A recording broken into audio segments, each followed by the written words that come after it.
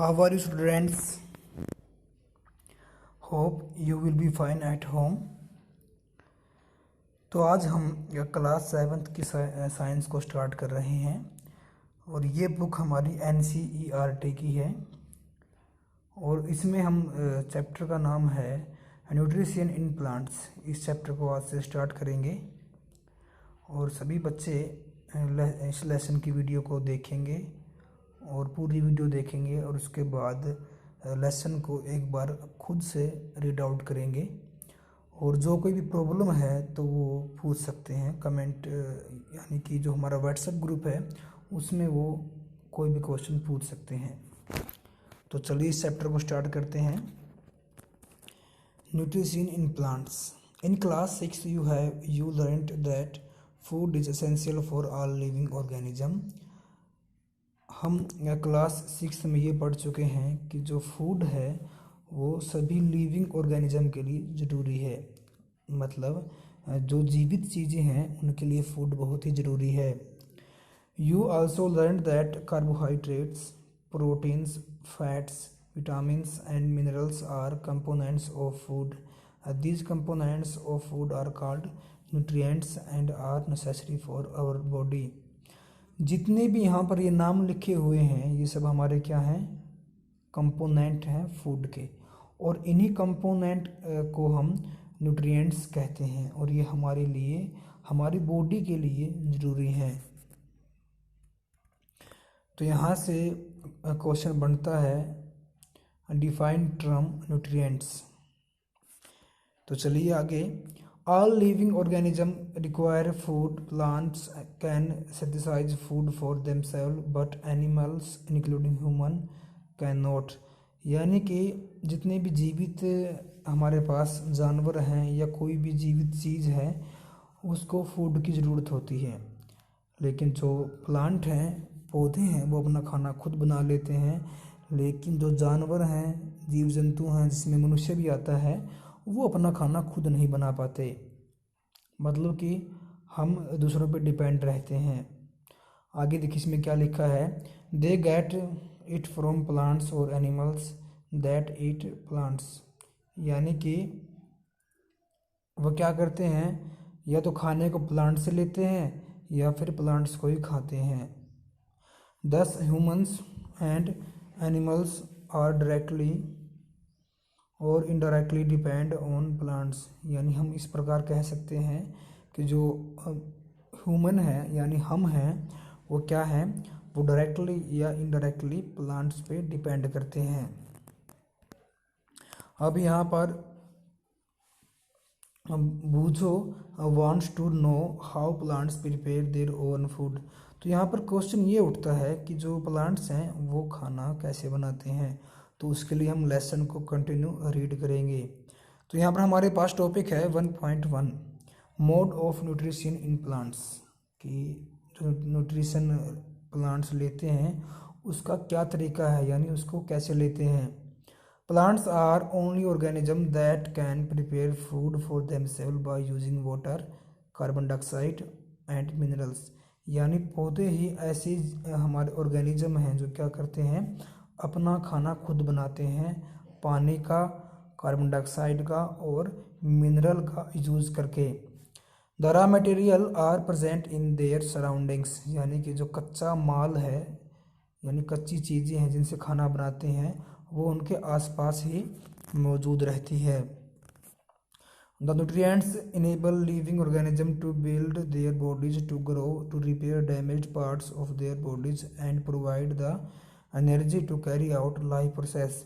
यानी कि जो न्यूट्रिएंट्स होते हैं वो क्या करते हैं, जब भी उनको कोई जीव खाता है न्यूट्रिएंट्स को या लेता है, तो न्यूट्रिएंट्स जो उनका शारीरिक विकास है, यानी कि जो बॉडी की ग्रोथ है वो इंक्रीज होती है और बॉडी हमारी बनती है, और जो भी हमारे अंदर कोई भी डैमेज्ड हमारा कोई हिस्सा है बॉडी का वो ठीक होता है, और हमें न्यूट्रिएंट से एनर्जी मिलती है जिससे हम चल फिर सकते हैं या काम कर सकते हैं।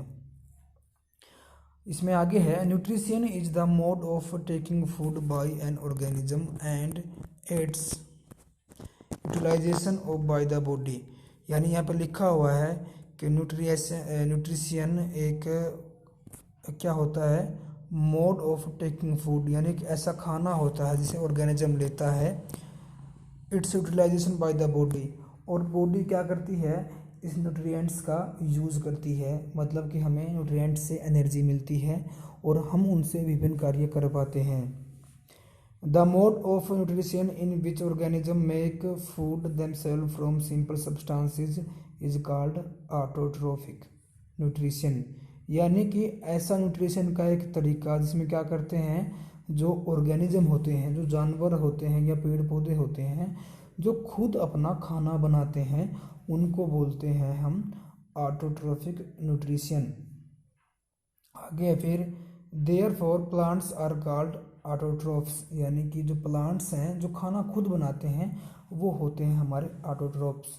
Animals and most other organism take in food prepared by plants, यानी कि एनिमल्स हैं, ये बहुत सारे ऐसे ऑर्गेनिज्म हैं जो खाने के लिए प्लांट्स पर निर्भर होते हैं, उनको बोलते हैं हम हेटेरोट्रोफ्स।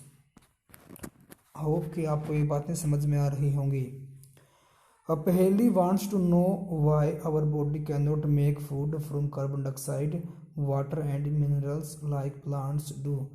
तो ये यहाँ पर क्वेश्चन ये उठता है कि जिस प्रकार पौधे अपना खाना अपनी ही बॉडी में खुद बना लेते हैं, तो वैसे जो मनुष्य हैं वो क्यों नहीं कर पाते।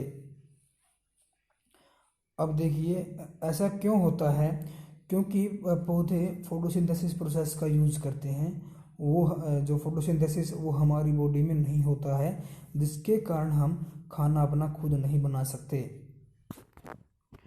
तो आगे यहाँ पर, now we may ask where the food factories or plants are located, whether food is made in all parts of a plant or only certain parts. तो अब यहाँ पर ये क्वेश्चन उठता है कि जो पौधे खाना खुद बनाते हैं, जो जहाँ पर खाना बनता है वो जगह पौधे में कहाँ पे होती है, या कोई ये जगह हर जगह पौधे में होती है, या कुछ ही जगह चूज की जाती है जहाँ पर ये खाना बनता है। तो हम इसको पढ़ेंगे आगे, पता करेंगे ऐसा क्या होता है। How do plants obtain the raw material from the surroundings. अब यहाँ पे ये क्वेश्चन उठता है कि जो पौधे हैं वो अपने आसपास से कैसे रॉ मटेरियल को इकट्ठा करते हैं। फिर आगे क्वेश्चन इसमें एक और ये है, how do they transport them to food factories of plants, यानी कि एक पार्ट से दूसरे पार्ट में खाना कैसे पहुंचता है। तो इन सब के आंसर हमें आगे मिलेंगे जब हम लेसन को रीड करेंगे। तो यहाँ पर टॉपिक हमारे पास है 1.2 photosynthesis food making process in the plants, यानी कि हम यहाँ पर फूड मेकिंग प्रोसेस को डिस्कस करेंगे। Leaves are food factories of plants, जो पत्तियाँ होती हैं वो फूड फैक्ट्री होती हैं। Therefore all the raw materials must reach the leaf, यानी जितना भी रॉ मटेरियल है, कच्चा सामान है, वो पत्तियों तक पहुंचता है। Water and minerals present in the soil are absorbed by the roots and transported to the leaves, यानी जो मिट्टी में मिनरल है, पानी है, उसे जड़ें सोख लेती है और वो पत्तियों तक पहुंचता है। Carbon dioxide from air is taken in through the टिनी pores present on the surface of the leaves, यानी जो हमारे इन्वायरमेंट में CO2 होती है उसको पत्तियाँ सोख लेती हैं, उसे पत्तियाँ सोख लेती हैं, और वो किसके द्वारा सोखती हैं कि पत्तियों पर पोर्स होते हैं, मतलब कि छोटे छोटे छिद्र होते हैं। These pores are surrounded by the guard cell, यानी जो छिद्र होते हैं, जो सुराख होते हैं, उनके चारों ओर गार्ड सेल लगी होती है। सच पोर्स आर कॉल्ड स्टोमेटा, ऐसे पोर्स को यानी ऐसे छिद्रों को हम स्टोमेटा बोलते हैं। अगर आप कोई भी पौधे की पत्ती को माइक्रोस्कोप की हेल्प से देखेंगे तो आपको पोर्स दिखाई दे सकते हैं, जो कि क्या करते हैं, एनवायरनमेंट से CO2 को लेते हैं। होप को आपको ये बातें समझ में आ रही हैं।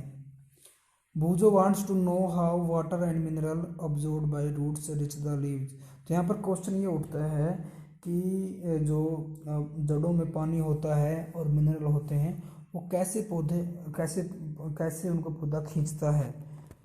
तो यहाँ पर हम आगे सभी क्वेश्चन का आंसर करेंगे। तो चलिए, water and minerals are transported to the leaves by the vessels which run like pipes throughout the root, the stem, the branches and the leaves. यानी जो मिनरल और वाटर है वो एक पाइप के माध्यम से नीचे से सभी जगह पहुंचता है। वो पाइपलाइन की तरह क्या होता है, जैसे कि नीचे स्टार्ट कहाँ से होता है, वो रूट से, फिर हमारे पास स्टेम आ गया, उसमें पहुंचता है। पर जितने भी ब्रांचेज हैं उसके बाद जो लीव्स हैं सब में ये पाइपलाइन हमारी बिछी होती है और जिसके माध्यम से मिनरल और वाटर ट्रांसपोर्ट होता है। They form a continuous path or passage from the nutrients to reach the leaf. यानी कि ये एक एक वे होता है जहाँ पर न्यूट्रिएंट्स फॉलो करते हैं। They are called vessels. हम इन पाइप्स को क्या बोलते हैं, वेसल बोलते हैं। You will learn more about transport of material in plants in chapter 11। हम चैप्टर 11 में transport of material in plants को रीड आउट करेंगे। तो आज के लिए बस इतना ही करेंगे और जो भी लेसन हमने रीड किया है आप उसको अच्छे से एक बार फिर से रीड करेंगे और जिस भी पॉइंट में आपको कोई प्रॉब्लम है तो आप उसको हमारे जो NBVM जो भी हमारा ग्रुप है, व्हाट्सएप ग्रुप है स्कूल की तरफ से, आप उसमें अपनी प्रॉब्लम को रखोगे। आज के लिए बस इतना ही करेंगे। धन्यवाद।